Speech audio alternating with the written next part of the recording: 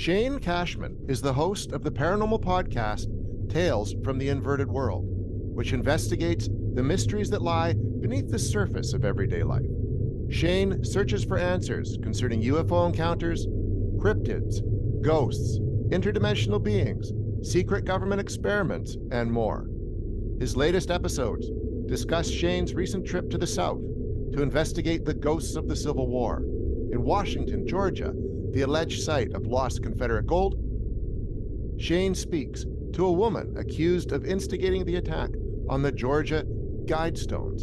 He also meets a man who claims to know a human-reptilian hybrid. An accomplished writer, his stories have appeared in The Atlantic, BBC Travel, Penthouse, Vice, and more. He's also the author of the paranormal-themed book, Tales from the Inverted World, and he joins me now. Welcome, Shane. Hey, thanks for having me. Well, it's great to chat with you. I think it's really exciting. Just those subjects described there are very diverse, but they're like a bit out there, but they're a bit like into what's becoming mainstream consciousness as well. Yeah. What inspired, I guess, that trip to the South to kind of encounter all these things? We received an email from a gentleman who lives in this town that I ended up going to, which is Washington, Georgia. I'd never heard of it. I actually consider myself somewhat of a Civil War nerd. I grew up in a town that's kind of known for producing a lot of generals from both sides of the war in West Point, New York. But yeah, I never heard of Washington. His email basically said, "We believe that the lost Confederate gold is still in this town," which is something that happened at the end of the war when Jefferson Davis fled from Virginia. So did the gold, the Confederate gold, and their treasury, and it wound up in this town. And then a lot of it disappeared, and there's a lot of stories about what exactly happened there. So I went down there just thinking I was going to write like one article about this whole thing. I didn't know anything else other than this is an interesting story. I did a little bit of research. There's definitely something there. And, I like Georgia. I like going down there. I'm a fan of Savannah. Turns out this place is the exact opposite of Savannah. It's a very strange little town, kind of totally isolated. And I fell in love immediately because there's something else just like buzzing in the air in that town. And like I say in the introduction of this book, I went down there for the gold, but by my third night, I had already met a woman who was screaming around because she was hearing ghosts in this weird museum house. I met this other guy who's a medium. I saw them turn the cemetery into this kind of faux seance. And then on my third night there, I saw this UFO. And, I'm pretty skeptical of lots of things. I go out with a fair amount of skepticism, but I saw something I still to this day can't explain. I saw it multiple times and talked to all these people about it. So I realized on my third night, this is going to be bigger than an article. And then I would go down, every few months, every few weeks for, I think like 7 or 8 months. And then it turned into a book. So it was life-changing down there. It's kind of interesting how there are these. I'm a paranormal investigator myself, and you find these places that are like hot spots, right? That aren't on the map. Like, I mean, everyone knows about Skinwalker Ranch, Right. right? But I mean, there are these other places where this weird stuff does happen, and like, Yeah. what do you think that is? What do you think causes these places to become epicenters for this paranormal activity? I think the thesis of this book kind of becomes that maybe paranormal experiences, whether you want to believe they are actual paranormal experiences or something else, I think they're born out of trauma. And what I'm getting at is I think Georgia in particular and this town and little towns like it are a product of trauma. And like the March to the Sea during the Civil War when Sherman burnt everything down, and what happened down there was pretty wicked. And you can see it kind of set off in a series of events that maybe or maybe not are connected to the war itself, but it just turned into a doom loop of just horrible things: fires, rapes, murders, ghosts, UFOs, the boll weevil destroying everything, depression, entire towns. Like there's one right outside of this town, Washington, where I went to a church where there was supposedly a demon hiding in the basement at some point. And that town literally lost, I think, like 90% of its men to the war, and then they just abandoned the town. Some people even tore down their houses and moved them elsewhere. Like it really became a literal ghost town.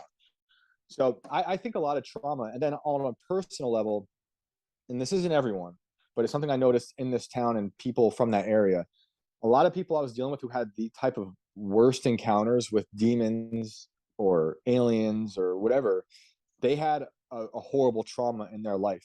So I don't know if the experiences are just a product of that, or maybe the things they're encountering like to inhabit these people who've experienced horrible traumas. I can't say which one it is yet, but that is something I was experiencing. So yeah, this town is like a perpetual scar of doom, I think, from the war, but I can honestly trace it back to before the war. And that's unfortunately a human thing that goes back since the dawn of man. It's nothing that unique.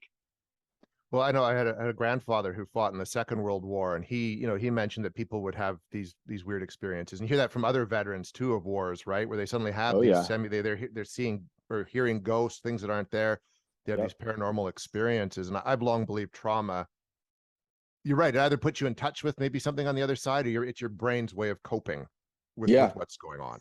Yeah. It's really, I go back and forth on what it could be, and I think it could be different amongst different people. And the more I spent time in this town, the more I started to feel like I think the land itself can have this problem, and I grew up in a place that, is a little known town in New York, and it has its own problems, and I think it's everywhere. I think some people, well, no, I think most people aren't really looking at it. I think people like us are probably really interested in this stuff. So we're looking for it. And perhaps sometimes I might be projecting my own problems into the world, but I think if you look enough, you start to really go beneath the surface, you will find these types of weird stories literally everywhere. They're everywhere. They are. I mean, and I think there are the people who experience them and they just try to dismiss them because they don't want to Yeah. believe what's happening to them, or they're Yeah. just, I'm imagining it, right? They just try to Yeah. shut it off. It's easier for people to just dismiss it sometimes. And I get it. I get it because it's like a rupture in the way you perceive reality. A lot of people see, the comforts of their day-to-day life, and we got kids to worry about, bills to pay, all these, normal-ish things we're doing. And when you throw this other stuff in the mix that we're interested in, it just makes it, to me, it makes it more exciting, more interesting. I've always been interested in this weird stuff, and the world's always been, there's something more going on. So for me, it makes my life more interesting, and I'm excited by it. But I understand when I talk to people who might hear this stuff and then immediately are like, ugh, that's a little too weird. I'm like, all right, I get it, but we could sit down and I could try to make this more tangible for you by connecting it to things that might seem a little more relatable. And hopefully that's what I'm doing with the book series. It's, yeah, and I think that's the important thing. The people that really take this work seriously and Yep. investigating the paranormal, they want to just get it out there in a way, like so many TV shows presented almost like this false narrative, like these reality TV shows presented as a false Uh-huh. narrative. They create these scares. I think that gives people the wrong impression. Oh yeah. Oh yeah. It's like everything's sensationalized too much. Too much, to the degree where it's almost not even a reality show, it's fiction. You know what I mean? Yes. Yeah. They turn it into a whole new thing that exactly seems, fantasy fiction, which I love. I love fiction. I love fantasy. I love novels. But when you start to do that, then it becomes this thing that's very easy to detach from, and for people to distance themselves from, be like, it's totally out there, ridiculous. I don't have to think of it as being a part of this reality. But I would say, those things only exist in those stories because they are rooted in this reality. And they're definite things that maybe we can't explain fully, but people can't explain away fully either. Yeah, agreed. And I want to backtrack a bit to the part that came up in the intro, because it seems a bit Yeah. far out, that the whole concept of a human reptilian hybrid. Can you explain how that conversation started and what your takeaway from that was? That was a weird day. That was a weird day. That was, so I'm going to back up just before I meet this guy who told me about the lizard man. Um, just before I met this guy, I was at the Georgia Guidestones for the first time. And this is in March. So I obviously didn't know in 3 months they'd be blown up and gone forever. So I had seen them, talked to a lot of weird people out there in that town of Elberton, which is 30 minutes about outside of the town that I wrote the book about. On our way back, this guy who kind of became like, I keep calling him my Virgil from like Dante's Inferno. He kind of led me through the underworld of Washington. He's the guy who sent me the email in the first place. He gets a text being like, there's going to be, I'm going to do a horrible accent, but he's like, there's going to be a party at the Mexican restaurant for like a police officer who's going away. I'm like, let's go. So, all right, we show up, and instantly it's just margaritas and, burritos, and we're getting pretty wasted quickly. This guy comes and sits down next to us, And he goes by the name Stan the Man. And he's got like a plaid sleeveless shirt on, and his wife is with him. He's a truck driver, and he's at the Mexican restaurant because there's a horrible accident and he can't get by. So why not get some margaritas in the meantime? He gets wasted pretty quick, and then it's like we're opening up the floodgates of like just his personal life, all these things. I tell him what I write about, which then you see the sparkle in his eye. He feels like immediately comfortable to tell me things that maybe he can't tell other people. He's like, when he lived in LA, he was trying to be an actor many, many years ago. He got invited to like weird parties that seemed a little too occultish for him. And this is, he's a good man. And he told me he walked in these parties. He's like immediately like, I'm not taking part of this stuff. He didn't really get too deep into what it was, but whatever it was not for him. And I think it sounded like Eyes Wide Shut to me. So he tells me though, before he left like the Hollywood area, he made good friends with someone, and those two at one point were partying, and I guess they got to a point where his friend started like blinking, and he saw like a new eyelid that he had never noticed before, and it like came down like a reptile, and he said it happened a few times. And yeah, we might all be wasted in the current part of this story with me and Stan the Man, and also in his story with this so-called lizard man. But man, this guy was going off with like crystal clear descriptions of this guy who he thought he knew really well, but all of a sudden, as he's seeing him blink with these reptile eyes, he's freaking out. And he's like, he says to me, he asks his friend, do that again. And he blinks again, and there they are, these like extra pair of eyelids. So he gets a hold of his hand. His friend grabs Stan the Man's hand, and he squeezes it so hard that he's like crushing his hand. And he basically like gives him a warning, like, if you tell anybody about this, your life is over. And he's squeezing it, and he's like, it's inhuman strength. And Stan the Man's a big dude. Like, if you walk around in a sleeveless plaid shirt all the time driving trucks, you can imagine in your mind what this guy probably looks like. Big dude. So he's getting his hand crushed, and just got this really threatening, like this threat from his friend, so-called friend, being like, look, don't tell anybody about this, da da da da. And then he told me, like, or Stan told me that he was getting letters in the mail when he had moved to a place where he went back home, and he said no one knew this new house he was living at, and he assumed it was from his friend, who was apparently a lizard, as he was putting it, lizard person hybrid, what do you want to call it, and basically like threatening him, but in a way that was like, we will give you everything you want in life. We'll make you an actor. We'll make you rich. All this stuff, just to like he was like all read between the lines type thing. Where as nice as it sounded, it was like a type of, if you do this, you're selling your soul to us type situation. That's how he interpreted it. So that's how it ended with Stan the Man and him telling me that. And I was already in like this weird place of just having come from the Guidestones, where I met wild people. I just happened to be there at the exact moment where the man is cleaning like the satanic graffiti off the Guidestones.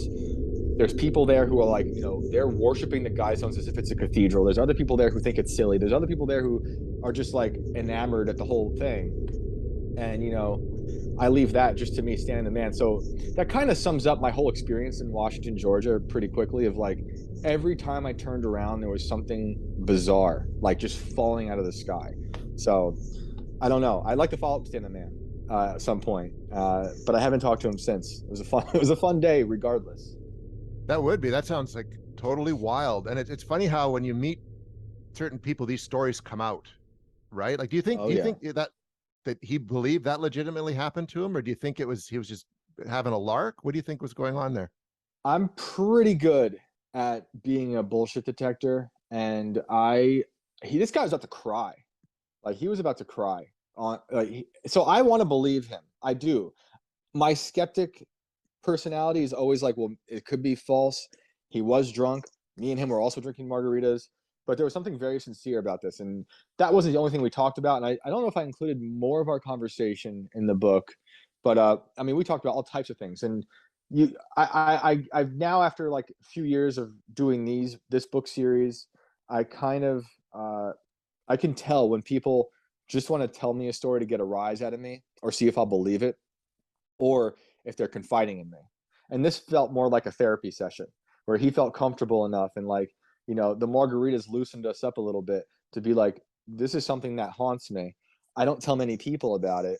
And, here we are at this going away party for this police officer, and he's, he and the police officer had become friends because the police officer let him around the car crash from earlier in the day. So just weird situation. And yeah, I want to say I believe him, but I, can't prove for certain. I wish I could. Well, and that's so much of this kind of work in the paranormal, isn't it? Like you just get little bits of Hmm. information that keep leading you along this trail, like breadcrumbs, right?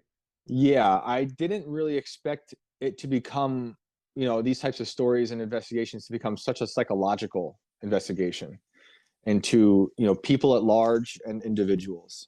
And that to me is just as fascinating. I think the imagination is a wonderful, scary, horrifying, it's everything. It's amazing, and when there is a mystery attached to all this stuff, most of it is a mystery. It allows your imagination to flourish or crush you. And I'm so interested in how the imagination can warp. And sometimes that thing that the imagination is clinging to is based on something real. Sometimes it mutates from there. Sometimes it's completely fabricated.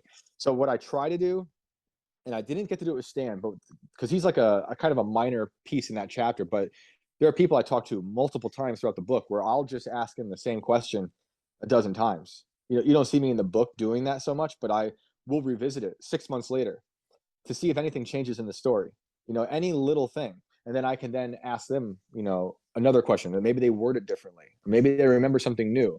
So that's the benefit of getting to do these books and like a long form situation, is I can kind of take the time to bother these people a lot and be like, on the phone, in person, email, and all those things can create, hopefully, and what I believe to be a better picture of whatever they experienced.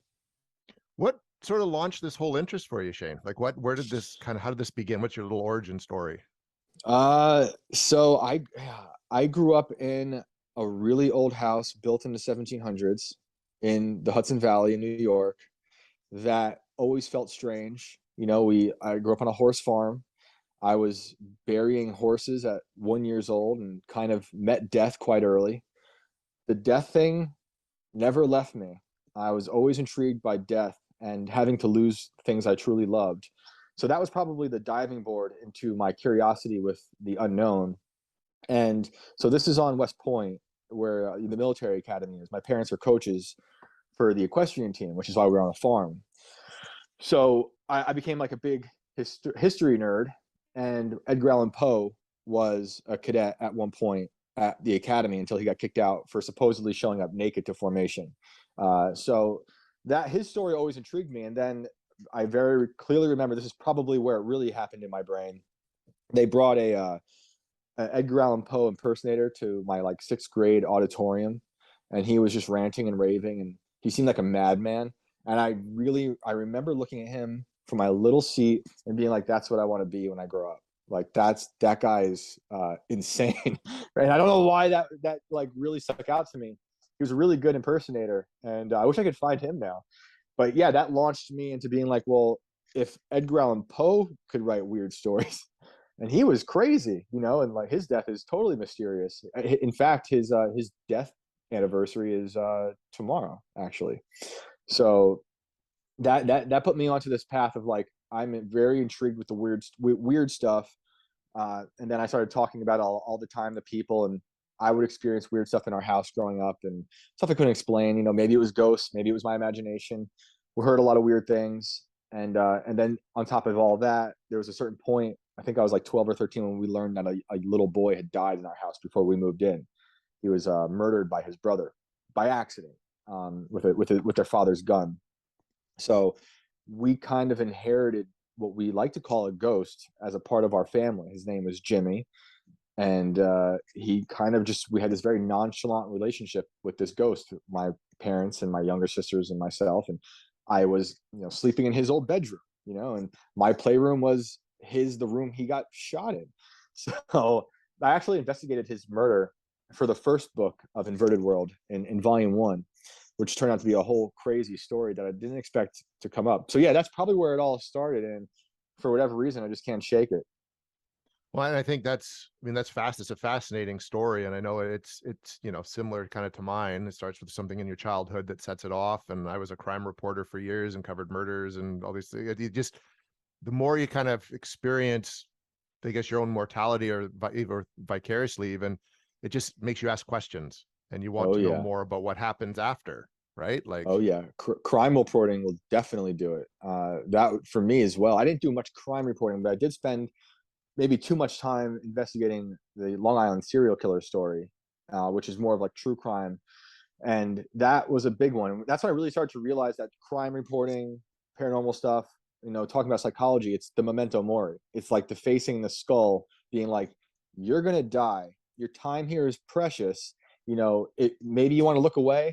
I choose to look directly into it, and it for whatever reason I find comfort in knowing that I don't know. Also, that people I love, people I look up to, they've all gone away, and they can do it. And I'm just extremely fascinated with all that stuff. So with the crime stuff in particular, that's a good like gateway into what we're talking about now, with the really, really weird stuff, because that is super tangible and it's super dark most of the time. How could someone that looks like us perform such a heinous, monstrous thing? In terms of the serial killer thing, it's shocking. I think that's why a lot of people do like that stuff. It's because it does satisfy some dark need in them to want to like get just a little close to the darkness, but be able to turn it off. For whatever reason, I don't think we can turn it off. It's just it's always there. I wish I could sometimes, but no, it's impossible. Yeah, it is impossible. It is impossible. So Shane, where do people find the podcast? Where do people find the books? And where do people find your work? Cool. So yeah, I am Shane Cashman at all the different social media places, and Tales from the Inverted World is also there. It's Inverted Tales at Twitter and on Instagram. And if you want to follow along on the newest volume, which is volume 2, that's right now being serialized at timcast.com. So we put out a chapter a week, and we just put out the finale last Sunday. So it's 14 chapters, and each one is illustrated. It's narrated. We have like a sound producer who's amazing, and it's a really cool experience in itself.